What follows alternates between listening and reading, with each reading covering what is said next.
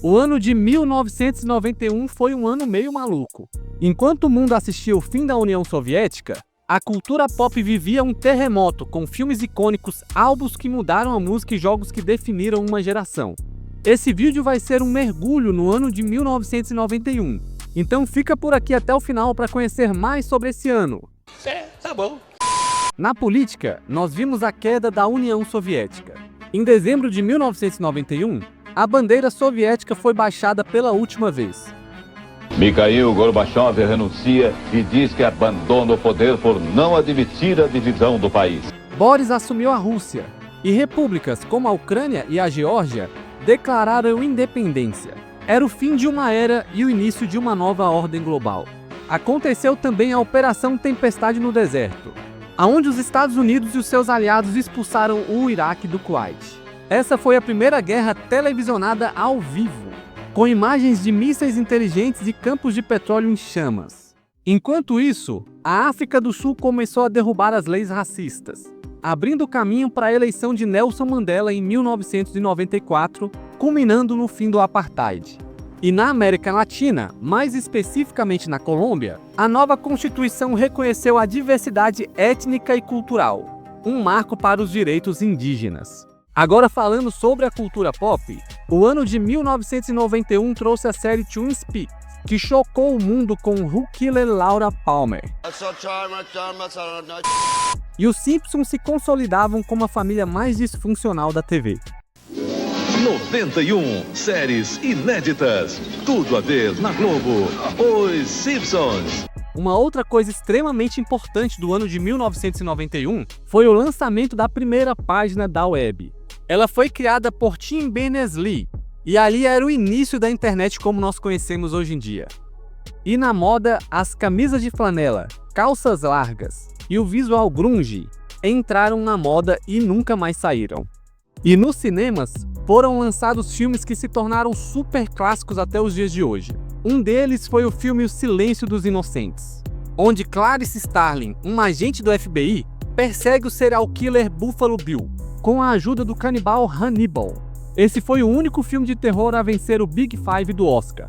E Anthony Hopkins só apareceu 16 minutos, mas roubou a cena. Outro filme que marcou esse ano foi O Exterminador do Futuro 2, O Julgamento Final. Nesse filme nós vemos Arnold Schwarzenegger voltar como um ciborgue protetor. Em um futuro dominado por máquinas, ele é enviado ao passado para proteger John Connor, o jovem destinado a liderar a resistência humana.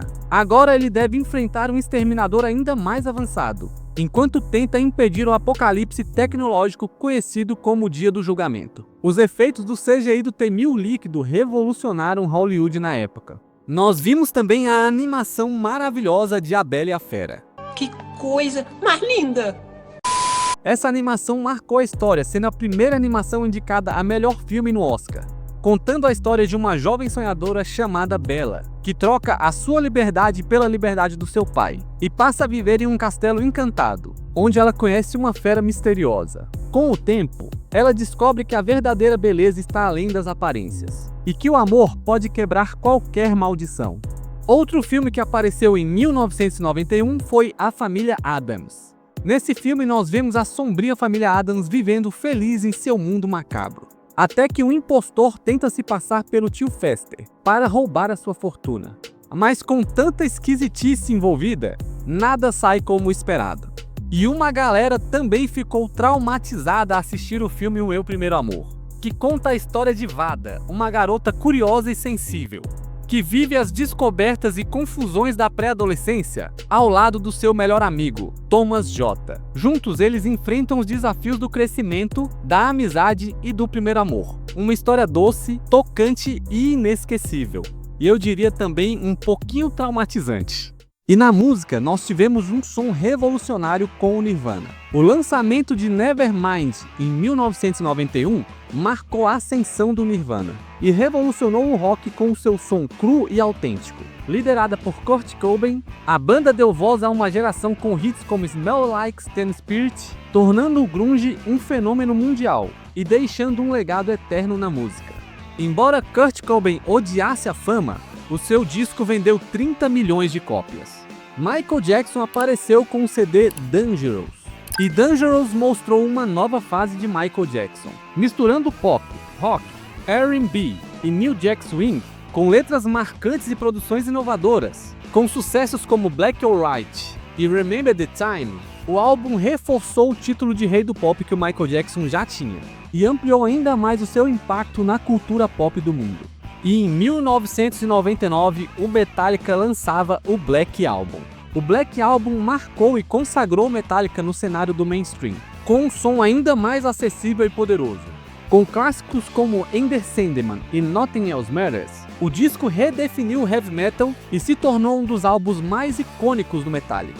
E no Brasil, a Rita Lee fez seu comeback no Rio Show Festival, dividindo o palco com Gal Costa. Agora é moda voltar, brincou ela. E na área dos videogames, o ano de 1991 foi extremamente impactante. Começando com Sonic the Hedgehog. No jogo Sonic, a SEGA colocou um ouriço azul super veloz para correr, com loops insanos, argolas douradas e um vilão barrigudo chamado Dr. Robotnik. O jogo virou um clássico instantâneo e deu início a uma das franquias mais rápidas e queridas dos videogames.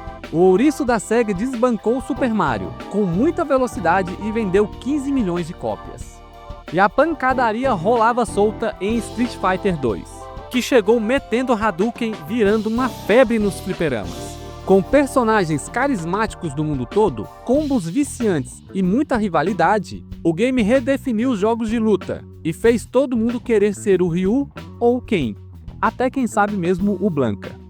E o jogo A Link to the Past, da franquia Zelda, levou os jogadores para uma jornada épica, cheia de masmorras, segredos e magia. Com a sua espada em punho e muita coragem, Link precisava salvar Hyrule, enfrentar o malvado Ganon e, claro, resgatar a princesa Zelda. Um clássico que marcou gerações e mostrou que ser herói dá trabalho, mas também é muito divertido. E para a alegria de quem podia comprar, já que era caro pra caramba, chegava ao ocidente o Super Nintendo, com gráficos em 16 bits e jogos como Final Fantasy IV. O ano de 91 foi um ano de contradições, guerras e paz, ditaduras caindo e novas liberdades surgindo. A sua cultura ainda nos influencia até os dias de hoje, do grunge aos memes da internet. E aí, qual foi o seu momento favorito do ano de 91? Conta aqui nos comentários. E se você gostou desse vídeo, deixa o seu like e não se esqueça de se inscrever para saber quando sai vídeo novo.